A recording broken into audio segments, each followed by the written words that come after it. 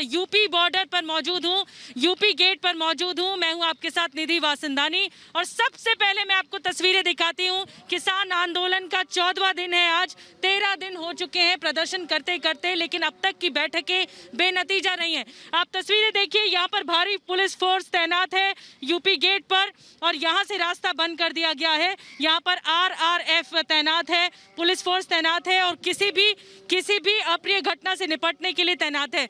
दूसरी तरफ अखिल भारतीय किसान सभा, जो कि कल अमित शाह के साथ बैठक हुई, वो भी बेनतीजा रही। अब उम्मीद जो टिकी है वो कैबिनेट की बैठक पर है कि कैबिनेट की बैठक में किसानों पर क्या अहम चर्चा होती है। सबसे बड़ी उम्मीद तो यही है, क्योंकि कल किसानों के संगठन ने ये कह दिया कि हमें कृषि कानून रद्द चाहिए।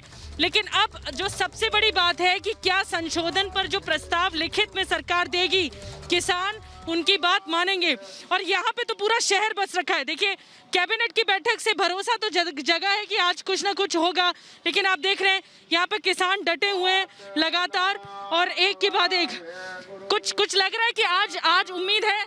अभी देखिए, ये परमात्मा का नाम हो रहा है सुबह से। आप इसके बाद में बात करना हमसे। नहीं, बस मैं इतना जानना चाह रही हूँ। अच्छा ठीक, मैं बस इतना जानना चाह रही हूँ।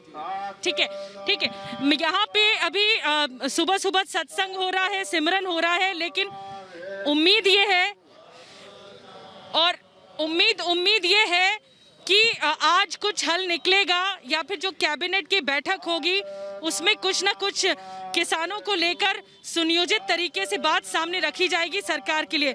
मेरे साथ मेरे सहयोगी भी जुड़ रहे हैं। मेरे साथ इस वक्त जितेंद्र जुड़ रहे हैं जितेंद्र मेरे साथ जुड़ रहे हैं दिल्ली यूपी बॉर्डर से। जितेंद्र, वहां पर किसान क्या कह रहे हैं? देखिए, सबसे बड़ी मांग ये है कि MSP को लेकर जो सरकार प्रस्ताव रख रही है उसको लिखित में आज सरकार देने वाली है। क्या किसान मानेंगे? सबसे बड़ा सवाल ये है, क्या आंदोलन खत्म करेंगे किसान?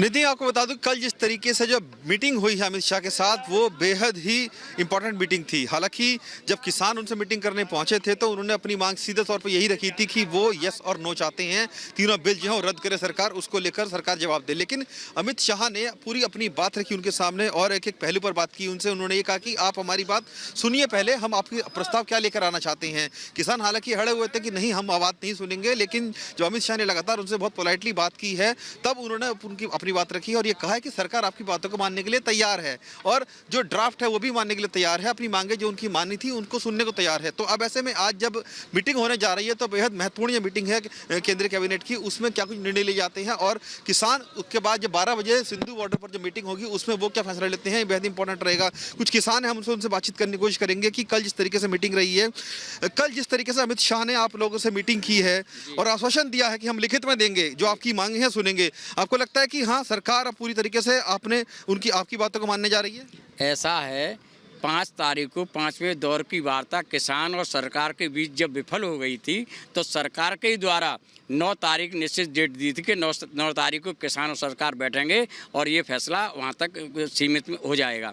लेकिन 8 तारीख का हम पहले ही बंद करने का ऐलान कर चुके थे, तो उन्होंने 8 तारीख को ही जब हमारा अभियान सफल हो गया भारत बंद का, तो अमित शाह ने 8 तारीख को ही कुछ किसानों को तोड़ करके 7 बजे मीटिंग अचानक बुला ली और उन्होंने किसानों को तोड़ने का पूरा प्रयास किया। क्या बात रह गई इसमें? उन्होंने जो किसान संगठन तमाम गए थे, बातचीत उनसे की है, तोड़ने वाली बात कहां से? 40 संगठन थे, 40 जाते, 13 किसानों को क्यों बुलाया? जो गए थे उनसे ये कहा गया है कि आप अपने किसानों से बात कीजिए, 12 बजे आप लोग मीटिंग करेंगे, उनको संदेश दीजिए कि सरकार आपकी बात मानने को राजी है और जो आपने मांग रखी है मान रही है। तो फिर दिक्कत कहाँ रह गई इसमें? नहीं, 40 संगठनों पर सूचना नहीं दी, केवल 13 संगठनों पर सूचना दी और उन्होंने तोड़फोड़ करके किसानों को तोड़ना चाहा। जैसे विधायकों तोड़ते हैं वैसे ही किसानों को बात रखी है ना कि हम, उन्होंने क्लियर कर दिया है सरकार आपकी बातों को मान रही है, जो आपकी शर्तें हैं उनको मान रही है।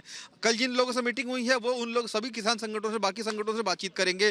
तो इसमें से शक व शुबा कहाँ रह गया सरकार की नीयत पर? कहाँ मान रही है? बिल वापस ले। सरकार कह रही है कि हम लिखित में देंगे, बिल वापस ले।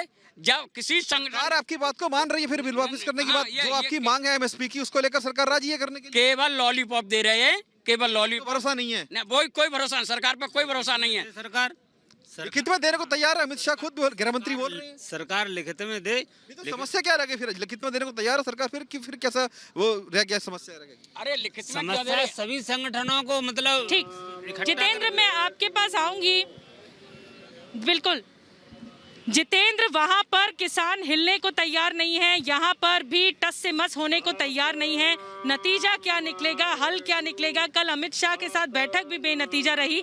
लेकिन इस वक्त की बड़ी खबर मैं आपको बता दूं, मैं किसानों से बात करूंगी, लेकिन उससे पहले एक बड़ी खबर बता दूं कि सरकार कृषि कानून को वापस नहीं लेगी। ये बड़ी बात निकलकर सामने आई है।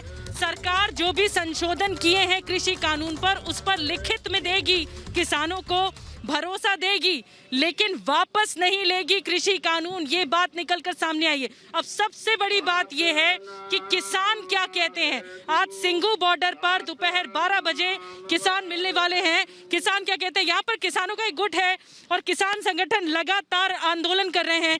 कल की बैठक भी बेनतीजा रही अमित शाह की। क्या लगता है आपको, हल कैसे निकलेगा? किसान भी नहीं मान रहे हैं, सरकार कह रही है कृषि कानून वापस नहीं लेगी। पहले बात तो सबको मेरा नमस्कार जी।